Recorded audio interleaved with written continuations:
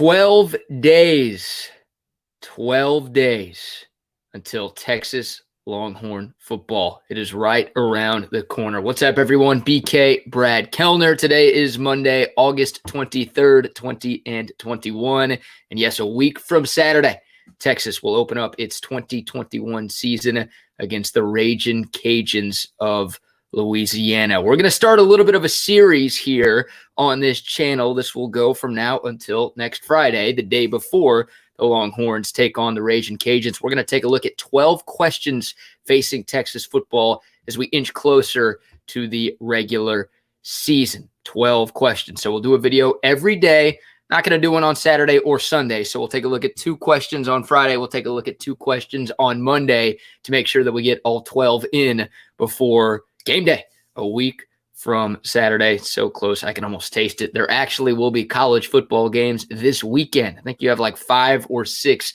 week 0 games that will happen this Saturday. Nebraska and Illinois, probably your biggest one. Kind of random that game is happening. I think that game was supposed to be overseas somewhere, and then due to COVID, they brought it back to the States. So I think it's Nebraska at Illinois.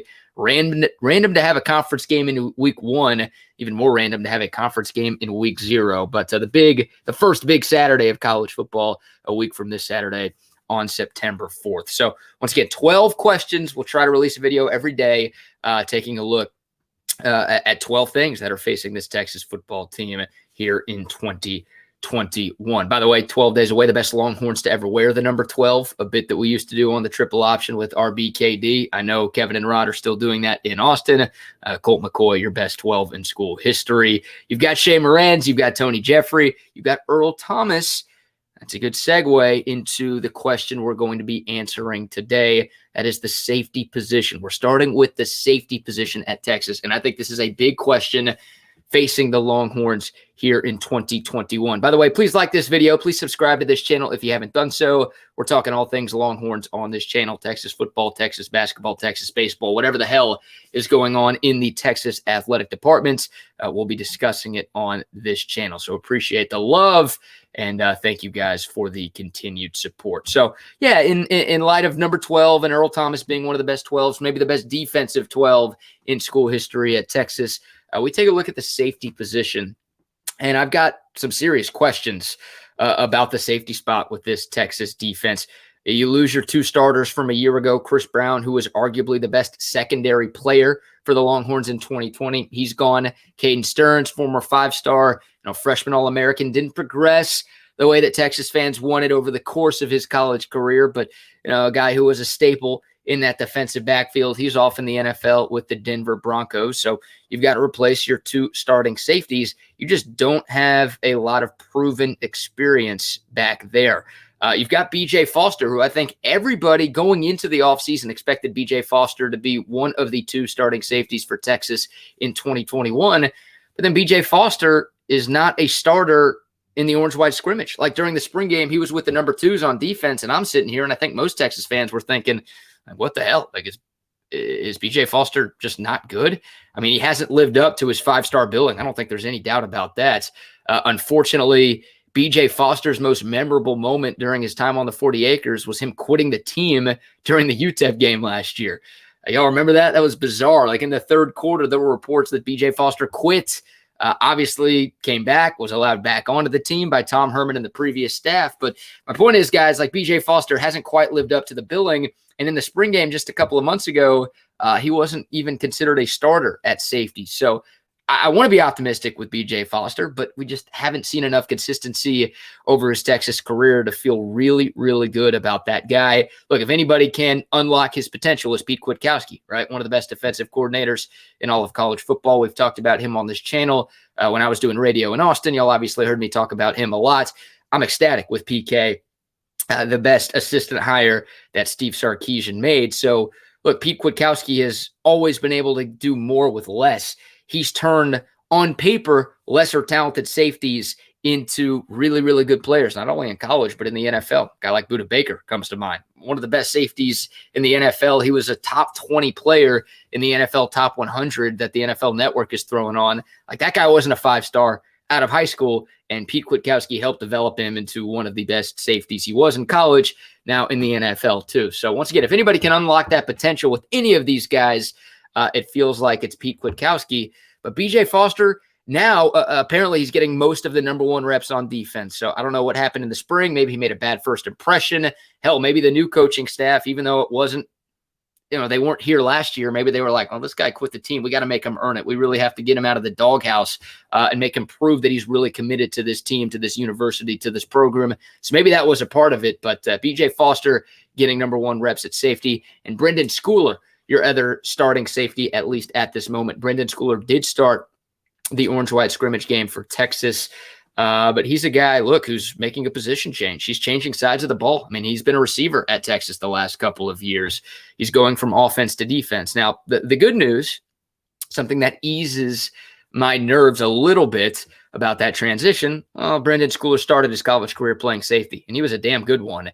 His first year at Oregon, I think he was a freshman All-American way back in 2016, 2017, 4 interceptions, over 70 tackles. Like, he was a really, really good player at the safety position in college. We're not talking about high school. Like, in college at a power school, Brendan Schooler has played this position and played it effectively well, but it's been a while since he's played safety. Once again, been a receiver the last couple of years at Texas, was also the receiver towards the end of his time at Oregon too. So it might take a little bit of time for Brendan Schooler to get back into the swing of things. Now, he's, by all accounts, he's done a great job, both in the spring and in the fall, kind of a coach on the field, a gym rat, sneaky athletic. You guys see what I'm doing here?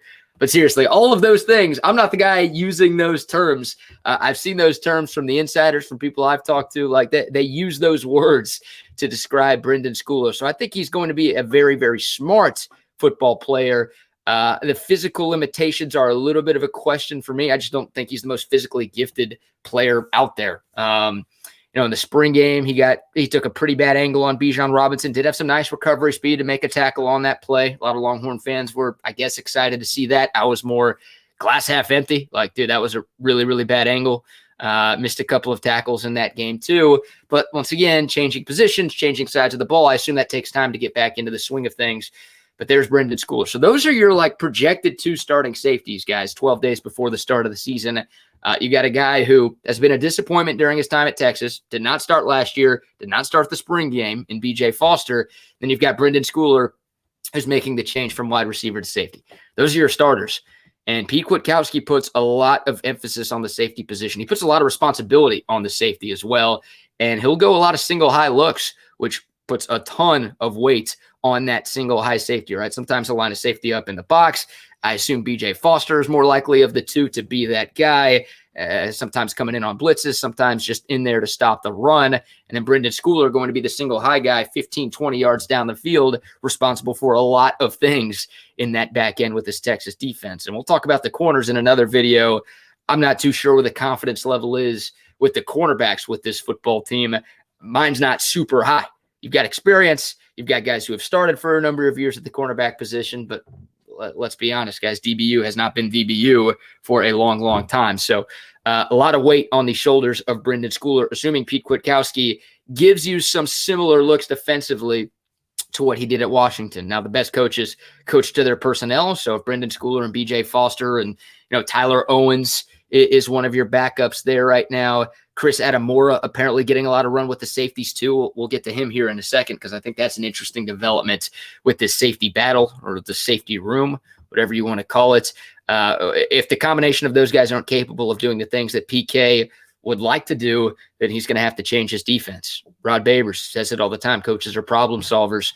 If you've got problems with your safety spot, you got to find a way to solve them. So that brings me to Chris Adamora, which this has been kind of a recent surprising development over the summer and really into fall camp. Sort of a position change, actually 2 position changes with the Texas secondary. Jaron Thompson started the spring game at safety, and I think a lot of people, myself included, kind of penciled him in as one of the starting safeties for this team come fall. And Jaron Thompson is now getting work at nickel. Like a lot of work at nickel, and he's competing to be the starting nickel along with Anthony Cook. Chris Adamora, who has started games at nickel in the past at Texas, is getting more run at safety and is kind of getting more number 2 reps at safety behind BJ Foster and Brendan Schooler. So that was a little bit of a surprise. Like, we didn't see that in the spring. That's something that developed over the course of the offseason and obviously here into fall camp too. So I don't know what to make of that, guys. I don't know if like maybe Jaron Thompson's just really good and PK puts a lot of emphasis on the nickel position. And nowadays, a lot of offenses will line up their best wide receiver in the slot. So your nickel guy needs to be really good. So maybe like Jaron Thompson's just a really good cover guy and let's put him there because we feel good about him. Or if he wasn't good enough at safety, he didn't do the things that we wanted him to do back there. And then same thing with Chris Moore, right? Other end of the coin, other side of the coin. Coins don't have ends, I don't think. I guess technically they do. Anyways, Chris Moore, maybe just wasn't good enough in coverage, a little bit inconsistent during his Texas career at times. Maybe they just felt like safety was a better fit. So that was weird. Like Chris Moore, guys, it sounds like he's a backup safety, and he's a guy who's gotten reps in the past at safety, but more often than not, on game day, he's been a nickel guy. He's been a corner. So that's a little bit of a change too. Tyler Owens, another guy getting number 2 reps at safety. We've seen him at times. He's a junior from Plano, I believe, one of the Plano schools up there in the Metroplex. We've seen him get some game action, some good, some bad. Look, just about everybody played well in the bowl game last year from Colorado, including him. So that's maybe one thing that you could point to. I'll look at the TCU game from a couple of years ago that did not go well, although that was true freshman Tyler Owens, so a tough spot for anybody in that situation to be in. But, guys, it's a question facing this Texas defense. There's no doubt because you lost your 2 starters from last year, kind of summarizing this whole video before we get out of here. You lose your 2 starters from last year, and the 2 guys who are coming in, one of them's making a position change, and the other guy just hasn't lived up to the billing at that spot. And then maybe your first backup off the bench is a guy also making a position change. So that's it's interesting. There's no Earl Thomas back here for this Texas defense, 12 days away, one of the best number 12s in school history. You don't have one of those guys right now. So that's a question for me. I want to hear from y'all. Please comment below.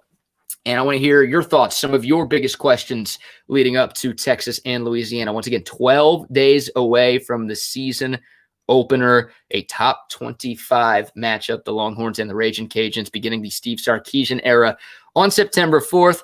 Once again, we'll do more of these videos. We'll do one every weekday between now and next Friday, the day before Texas opens up the 2021 season. Please like this video. Please subscribe to this channel if you haven't yet. Shout out to Last Stand Hats. They are today's video sponsor. You can see the discount code scrolling across. There it is, the bottom of your screen. BK10 at checkout for 10% off your purchase at laststandhats.com. All right, guys, once again, comment below with your thoughts on the safety position and some of the questions that you have. Maybe it'll give me some ideas for some of the other position groups and other questions that I will talk about over the next couple of weeks. Thank you all for watching. Appreciate the continued love and support. ESPN975.com if you want to check out the new show in Houston, The Wheelhouse, every afternoon from 3 to 7 p.m. on ESPN 97.5 and 92.5 down in H-Town. All right, guys, appreciate the love. Until next time, y'all stay safe, y'all stay healthy, and hook 'em.